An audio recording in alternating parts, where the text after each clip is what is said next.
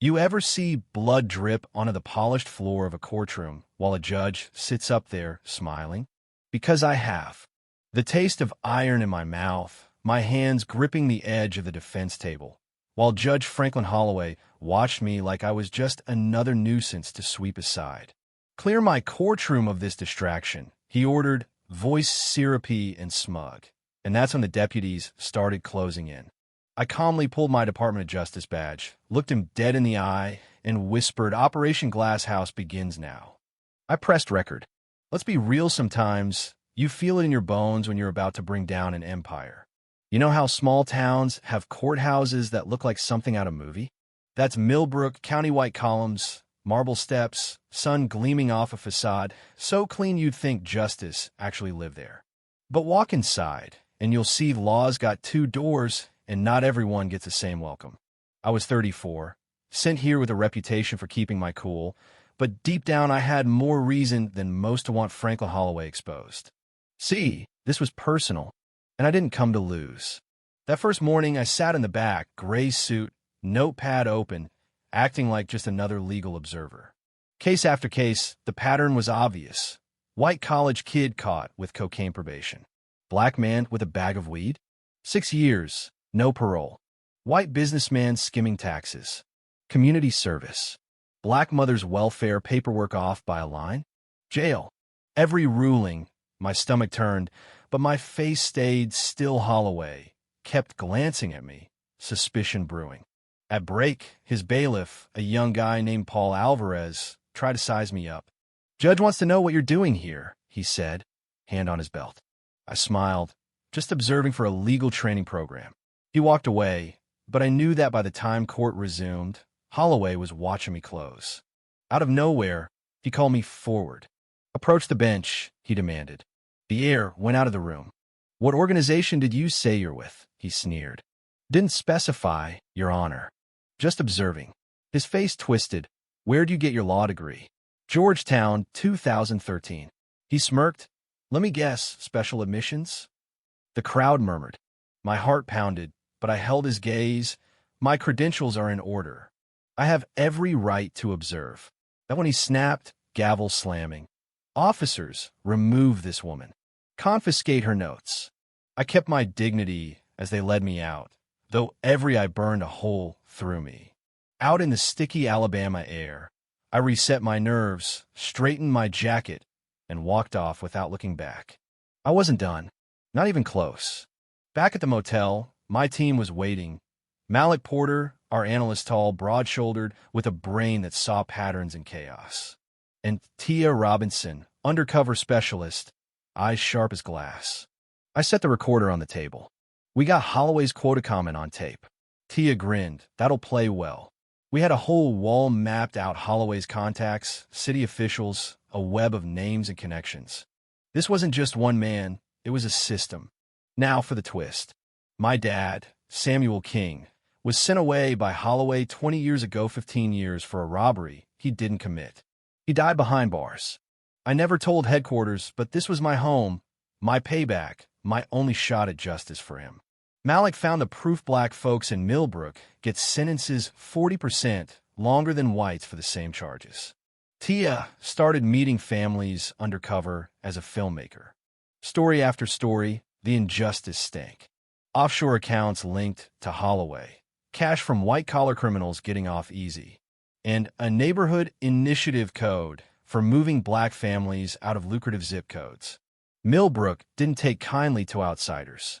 I got followed by a tan pickup. Files disappeared. Sheriff Carl Redmond, hat low, started sniffing around, asking pointed questions. One day, a young clerk, Nicole Brooks, slid me a sticky note. Certain case files weren't in the system, but locked in Holloway's study. Code was his wife's birthday. Next thing I knew, Redmond showed up, threatening to have me charged with identity theft. I didn't flinch. That night, a bottle of bourbon appeared at my door with a note: "Leave town if you want to stay healthy." Instead, Nicole called there'd be a private meeting at the lodge that night. Mayor and sheriff both invited. Tia wrangled a gig with the cleaning crew, placed bugs, and we listened as Holloway and his crew outlined bribes, false arrests, and plans to frame the last black holdouts for community development. Everything on tape. The heat came fast. Traffic tickets. Newspaper hit pieces. Witnesses pulled out. Even my boss at Justice folded after State Senator Travis Holloway Franklin's cousin cried federal overreach. We had days left before the plug was pulled. Nicole called her friend Jordan. Another clerk had been thrown in jail for leaking documents. Holloway was getting desperate. I visited Jordan. She handed me a key card. My team debated. "We're not criminals," Malik said.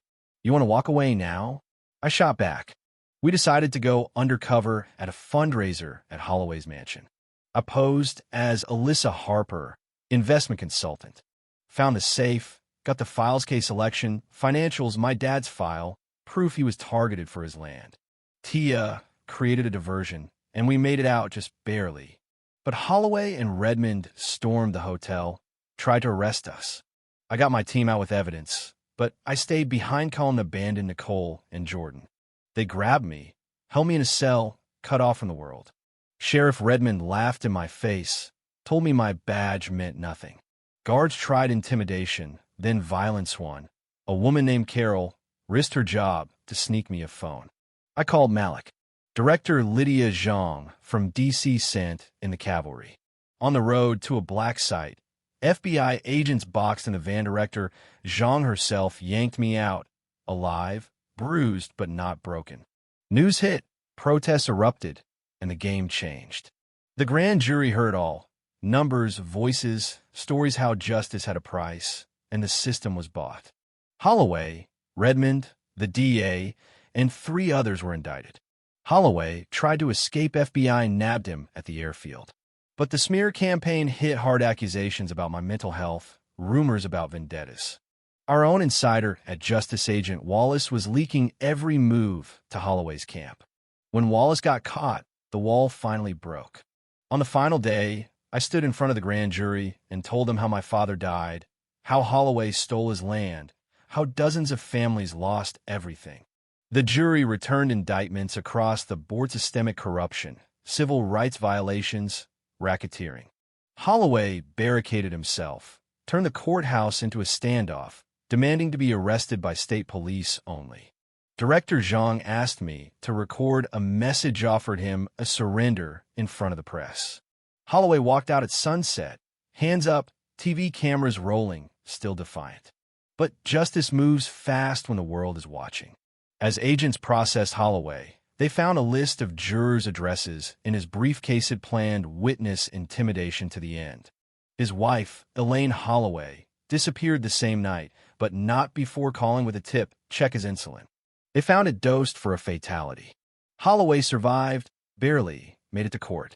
When the judge sentenced him to 25 years 1 year for every extra year he had given to black defendants, the room was quiet.